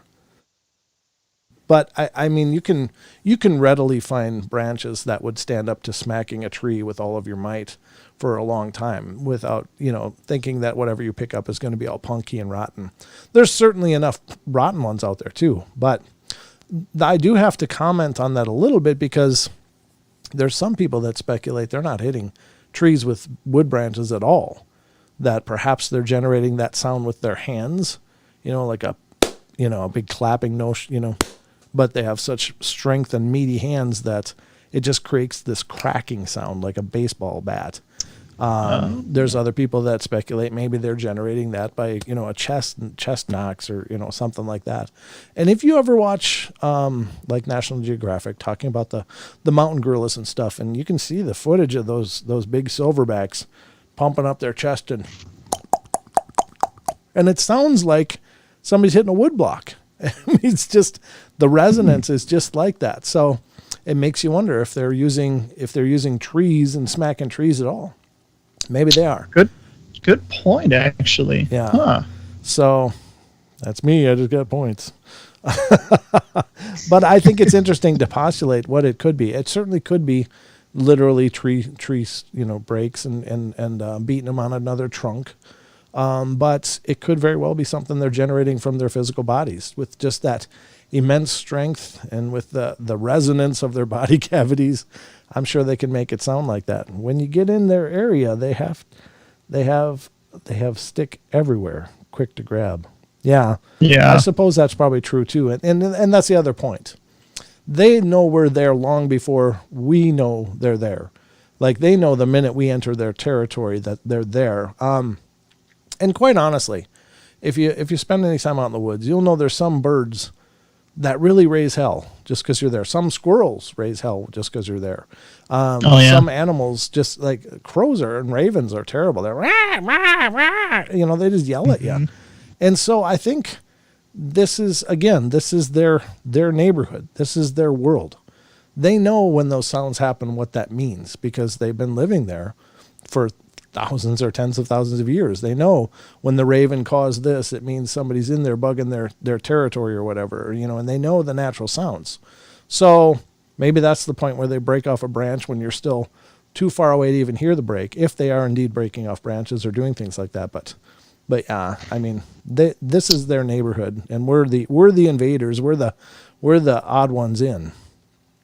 That's actually a good point too, because we've every story that we go through, it always stresses how intelligent they are, as well as their strength and speed. They're kind of the jack of all trades, it seems like. But maybe it's not just their senses, but also their observation of their environment, the sounds that are being made by the other animals in their habitats and whatnot. Because they are intelligent too, so I could at least see that being the case too. And then you have to wonder about their sense of hearing. Is it well beyond ours? Is it maybe in the ballpark of a dog or even better? And then you have to wonder about their sense of smell. Like a grizzly bear's sense of smell is like 12 to 20 times more sensitive than a bloodhound. And so, wow. what would these sense of smell be? We don't know, but they certainly seem to have huge nasal cavities, and perhaps those are incredibly sensitive to smells. Like they can smell if they scent you on the breeze, then, as that person said in the story. So don't forget the possibility of it being clicks and other guttural sounds. Very possible given the size. Yeah, good point, Buzzacino. And all of those things are on the map. So here's the thing with this kind of a topic is we just don't know. But every idea is just as valid as every other one. And that's the cool part, is that there's no stupid thoughts. Hell, there's the rock clacking. I think it was the Cherokee would often pick up rocks and clack them when they were going through the woods so that they would notify these beings that they were around. Like they didn't want to startle them.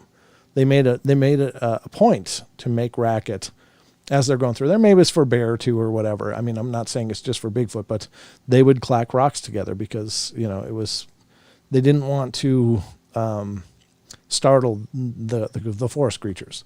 And I believe that they meant like the Bigfoot, but maybe they didn't. Maybe they just mean bears. Of course, they recommend if you're going through bear country, you want to make noise. You don't want to sneak up on them because then, you end up getting mauled. So, yeah. But, I can imagine if you stumbled onto a family group that wasn't expecting you, if by some miracle you managed to stumble into them before they knew you were there, that could be a scary, scary, horrible situation. Because you just did something that shouldn't have been able to be done. And I'm sure that their only thought is protect their family group. So, Oh, for sure. And then, you think of David Politis, the missing 411 cases. These people are going somewhere, and something is taking these people out. And I don't pretend that it's just Bigfoot. I don't pretend that it's anything. I don't know. But I do believe that there is a personality spectrum on these things because they're intelligent. Like there's a personality spectrum on wolves, on most animals, on birds. Some of them are nice, some of them are dicks, and you just you get what you get. But how much more is it so for people? How much of a personality spectrum do we have? Well, if these things are of rival intelligence to us, if they're in the same ballpark, then it would be the same for them. I just heard a weird noise. Anyway, I think that it's very possible that there are some real dark ones out there. Maybe there's some rogues, or they got kicked out of their family group for whatever reason, and so they're desperate and angry at the world. Maybe they got juvenile delinquents. Who knows? Who knows?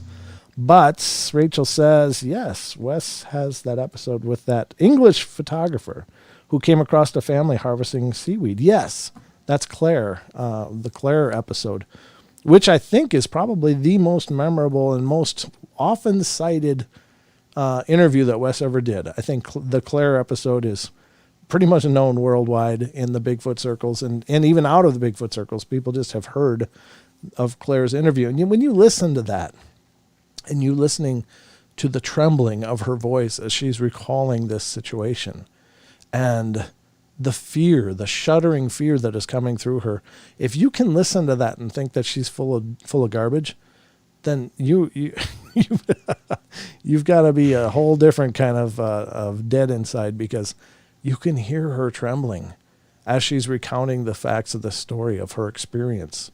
And you can hear the terror come back as she's reliving it verbally through this interview. It is incredibly powerful. I don't think I've seen this one. I might have to look it up at some point. You definitely should. Claire's experience is amazing. And she was one of those people that just managed to sneak up on him, mostly because of the activity she was doing up on a hillside taking pictures. And this family group of Sasquatch came out to the shoreline in California there, and were getting seaweed. And the big papa was out in the water, and the mom was kind of by the shore, and there's little ones there. And as she's got her camera, she's like going to take a picture, but she drops her lens cap cover and it clicks. And the big one looked up at her, like right at her. And she said, I've never seen anything move like that. It moved out of the water and was on its way up to her. It was coming to her. And the female ended up kind of interceding as it got up on the path. The female was there, and it was like they were bickering back and forth, but the male just wanted to rip her apart. I mean, it was just pissed. And as the story goes, there's this bickering of the two back and forth, and it's kind of using the samurai speak, the samurai chatter. And I'm sure you don't probably understand what that means, Sheldon, but I'll show you some stuff. But they're having this language back and forth between the man and the woman, like they're arguing, because the man wants to tear her apart, and the woman's like, no, no, no, no. And apparently the man just kind of slams his hands on the ground and yells in such a way that she loses consciousness. And the next thing she knows, she's woken up and she was dragged about 100 yards back to her car, and she was all scratched up and stuff. And the rest of the story is even just as good, but I'll just set it up there. Yeah, please do, actually. Yeah. So that's I shouldn't be alive. That's the episode. Yeah, Rachel Thank you, Rachel. I appreciate that. But yeah. Thank you. Yes. Actually, guys, we're out of time. I'm sorry. I got to cut it short now. The discussion was great. Thank you. Love you all. Be good, be kind, be nice. Take care of each other. Help each other out. Find the magic in every day. And remember to laugh as much as you can. Good night, everybody. Good night.